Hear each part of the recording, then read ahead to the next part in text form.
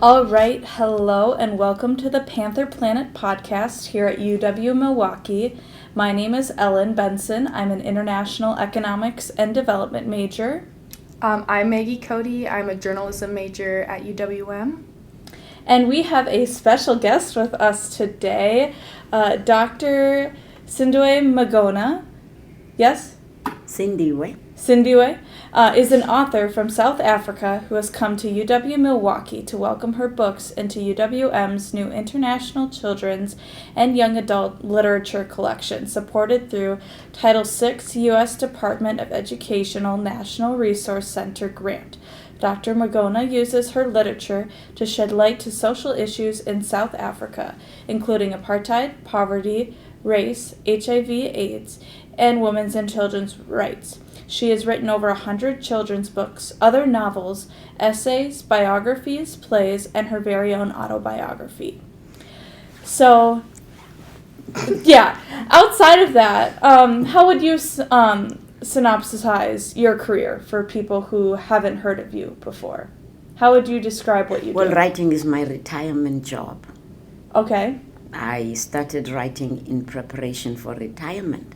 So although this is my 80th year, I'm relatively new in writing in that, when you're 80, people might be tempted to think you've been writing for at least 50, 60 years. Well, I haven't, because I didn't start writing until I was almost 50. When my first book came out, I was 49, because I saw 50 coming.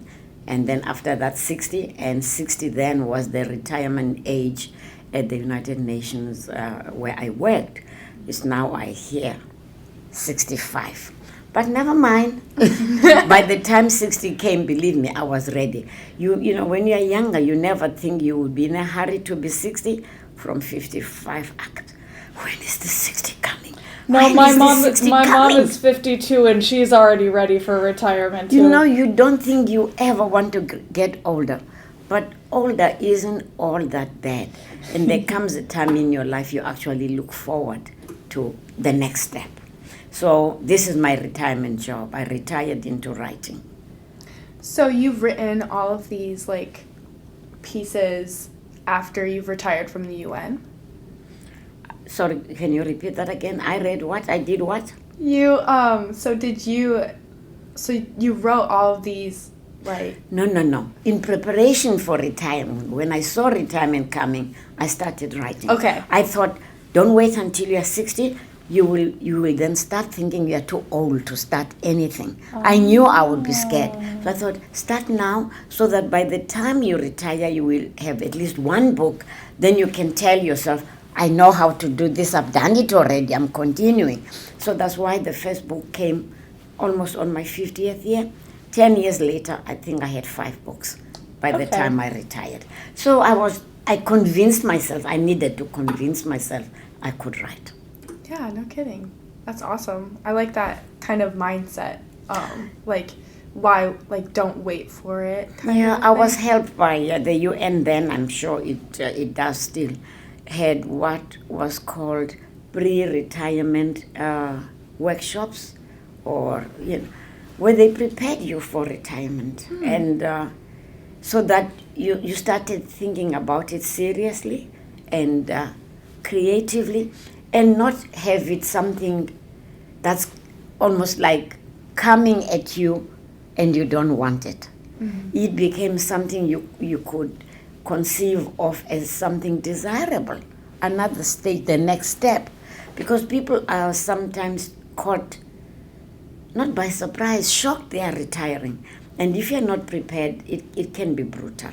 I was going to say, especially in the UN and jobs like that, where there's not as clear of a separation between work life and maybe social life, where it's like you've been dedicating so much to this, the causes that you do and stuff, having to retire, it's so much of a shift that you can't put that same energy to what you do towards that.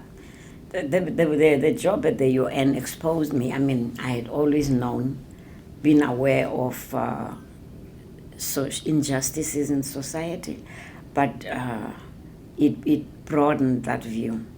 and also taught me that prejudice and oppression and suffering and poverty wasn't confined to South Africa.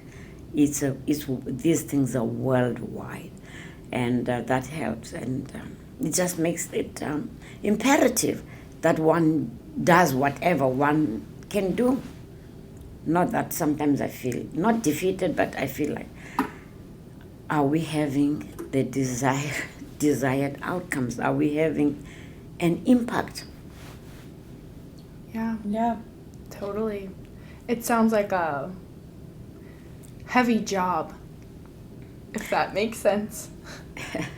It can be, and I just finished editing a book of essays that's coming out in July from Wits University Press, Witwatersrand University Press, and that's one of the things I talk about, that when one is aware and cares enough about the ills of society, you're almost forced to do something.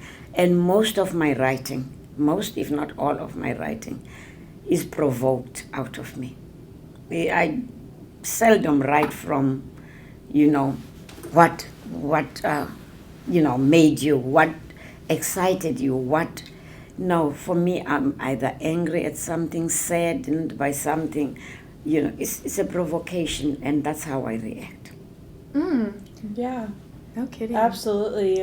Wrote about what, not like was passionate about, but like, yeah, kind of what you were passionate about making known to society. Because a lot of things, like, as you experienced, you came in knowing that there were problems with things, but that opened the door to being aware of so many more problems that are going on. And the thing is, you think if more people know, if more people are aware, and even the people who are suffering, if perhaps they can see their suffering from a different angle, that kind of thing. Will this give them hope? Will it awaken in them enough anger that they become, forefront in the agitation towards their liberation from poverty? Because, like most things, you have to be active in your own life. Nothing is going to change if you are not involved in making it happen. Nobody's going to change your life more than you can. People may create the conditions that are more amenable to change, but you have to pick yourself up. You have to do the things you need to do. Yeah, so going off of that, like when you were maybe growing up and the experiences that you were going through in South Africa, like how did you get to becoming someone who worked at the UN? Like how did you get there? Well, now I can say, I do say, I was very lucky. I didn't think so then. Mm-hmm. My second book of autobiography is called, the title is Forced to Grow. And it starts with these words. I was a has-been at the age of 23. 23, my life is already in the toilet bowl. You just have to flush. I'm garbaged. I'm expecting a child. It's not my first, it's not my second. 23. And the father of the children decides that's too much for him. I was a very angry person, disappointed, embarrassed, and that plunged me from poverty to destitution. Gradually, instead of being angry at my husband, angry at the apartheid government, angry at society, because of course my society laughs at you, the abandoned woman who couldn't keep a man, And I have these children, and because I'm not a citizen in South Africa. We were not citizens. People like me were not,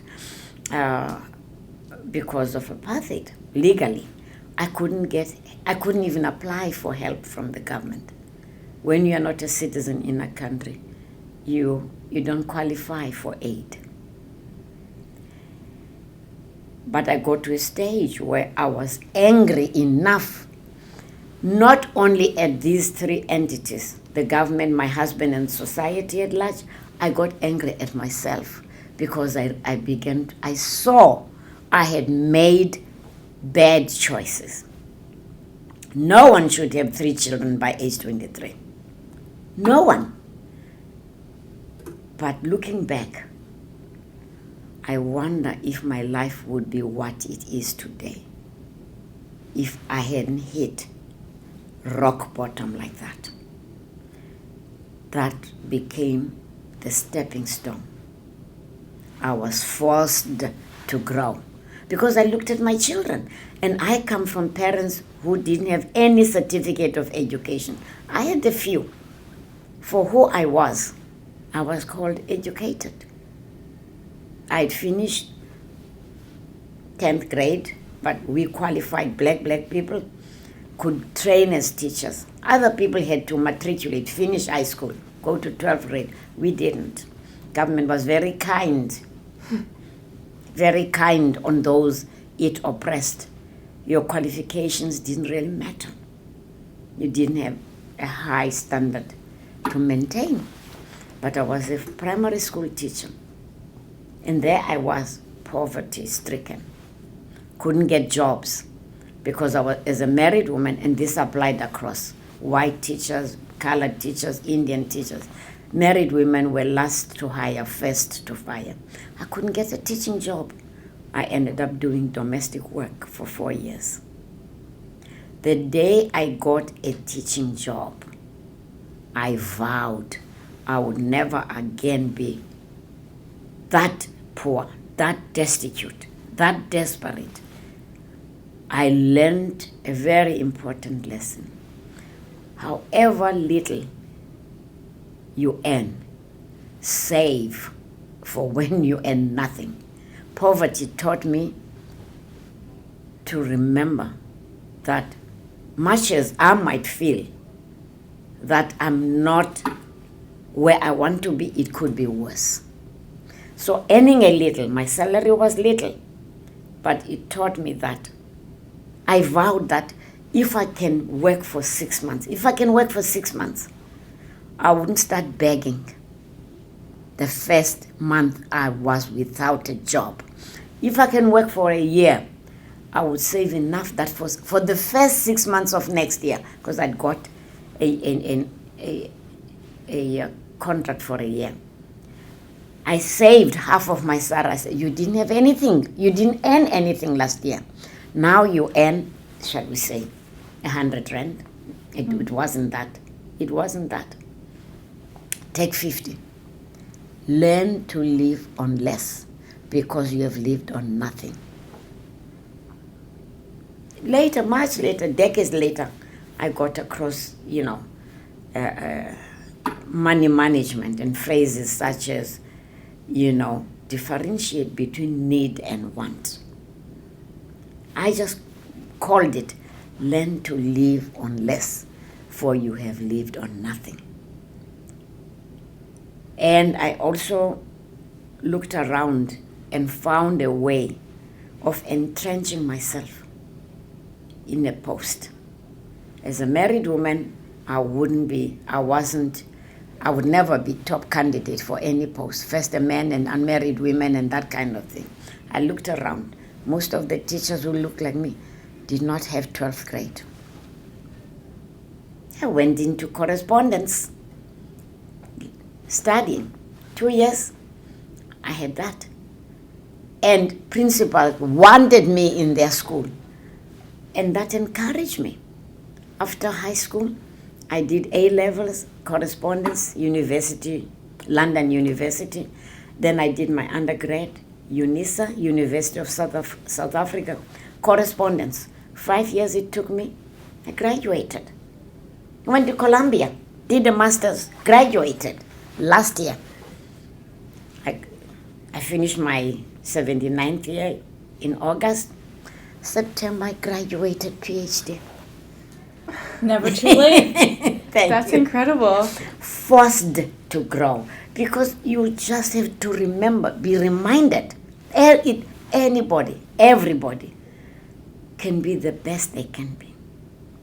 You just have to remember the dream you are, the dream of the universe, the talents you bring to the world. You've had, we are here for one reason and one reason only, to leave the world a better place than we found it. How? Using ourselves, our talents. But we forget. I'd forgotten. Wow. I think last question. Yeah. I just want to know, what was your favorite work that you've published? Or is there one that, if someone was supposed to read one thing from you, No, what did I you don't want? have that. You know what? The best book now for me is the one that's about to be born. It's like motherhood, parenthood. You love all your children. But I used to say that about my 3 when they were little, which is just, it depends on what the child is doing right now. Rotating.